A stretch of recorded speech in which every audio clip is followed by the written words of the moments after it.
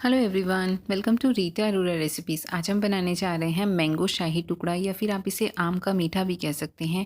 और ये बहुत ही ज़्यादा टेस्टी है और आप इसे कुछ मिनटों में ही बनाकर तैयार कर सकते हैं और हमने इसे हेल्दी ट्विस्ट दिया है। तो चलिए फिर देखते हैं इसे कैसे बनाते हैं। इसे बनाने के लिए हमने यहाँ पर एक छोटी कढ़ाई ली है। इसमें हम 1 कप दूध डाल देंगे और दूध आप कोई सा भी ले सकते हैं। अब हम इसमें आधा कप मिल्क पाउडर डाल देंगे। ये मैंने नेस्ले का मिल्क पाउडर यूज़ किया है। अगर आप मिल्क पाउडर यूज़ नहीं करना चाहते हैं तो आप इसकी जगह 2 कप दूध ले लें और आप उसे रिड्यूस करते रहें, यानी अच्छे से उबालते हुए 1 कप तक होने तक आप उसे रिड्यूस करेंगे, यानी जब तक दूध अपनी क्वांटिटी से आधा नहीं हो जाता। और मिल्क पाउडर डालकर यहाँ मैंने इसे अच्छे से मिक्स कर लिया है। और अब हम इसमें डाल रहे हैं 1/4 छोटी चम्मच इलायची का पाउडर और साथ ही डाल देंगे 1 चम्मच बारीक कटे हुए बादाम। यहाँ पर ड्राई फ्रूट ऑप्शनल है, अगर आप चाहें तो इसमें अपनी मनपसंद कोई भी ड्राई फ्रूट डाल सकते हैं और अगर ना चाहें तो आप इसे स्किप भी कर सकते हैं। और इसे डालकर अच्छे से मिक्स कर लेंगे। और अब हम इसमें डाल रहे हैं 2 बड़े चम्मच नारियल का चूरा। इससे अच्छा सा फ्लेवर तो आएगा ही, साथ ही ये बहुत जल्दी गाढ़ा भी कर देगा इस मिक्सचर को। और इसे डालकर भी हमने अच्छे से मिक्स कर लिया है और आप देख सकते हैं अभी से ही काफ़ी गाढ़ा लग रहा है इस समय। अब हम इसे गैस पर रख देंगे और इसे मीडियम फ्लेम पर एक उबाला आने देंगे और साथ साथ हम इसे इस तरह से चला लेंगे। और ये देखिए इसमें एक अच्छा सा उबाला आ चुका है। अब हम यहाँ पर गैस का फ्लेम बिल्कुल लो कर देंगे और इसे तकरीबन 6 से 7 मिनट के लिए बस उबलने देंगे। और जब तक हम यहाँ पर दूसरी तैयारी कर लेते हैं, यहाँ मैंने 4 ब्राउन ब्रेड स्लाइसेस ली हैं। आप चाहें तो वाइट ब्रेड भी ले सकते हैं। और अब हम इन्हें सर्कल्स में काट लेंगे। इसके लिए आप कोई कुकी कटर यूज़ कर सकते हैं, ग्लास यूज़ कर सकते हैं या फिर इस तरह की कोई कटोरी भी यूज़ कर सकते हैं। और इस कटोरी से देखिए हमने इसे ब्रेड को सर्कल्स में काट लिया है। और ये जो बची हुई ब्रेड है आप उसे फेंकें नहीं, क्योंकि इससे आप ब्रेड क्रम्स तैयार कर सकते हैं और बहुत सारे इससे नाश्ते भी तैयार कर सकते हैं।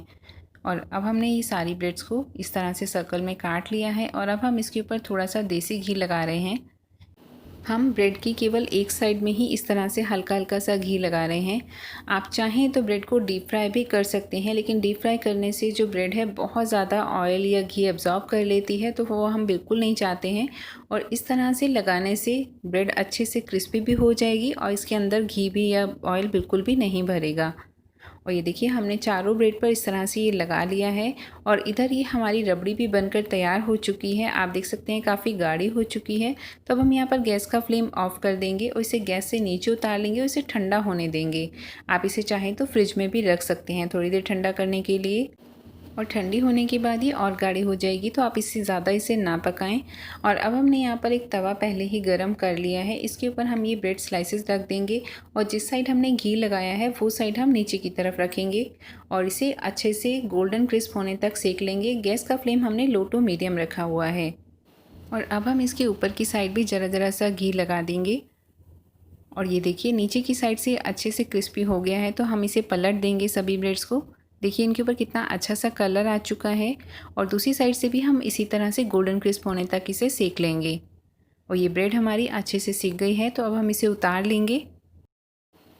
और अब हमने यहाँ पर कटोरी में 1 चम्मच शहद लिया है और ये हम सिलिकॉन ब्रश से इस तरह से सभी ब्रेड्स पर लगा देंगे। ऐसा लगाने से जो ब्रेड है वो आपको खाने में अंदर से फीकी नहीं लगेगी, वो मीठी ही लगेगी। और ये देखिए हमने सभी ब्रेड्स पर ये थोड़ा सा शहद लगा दिया है।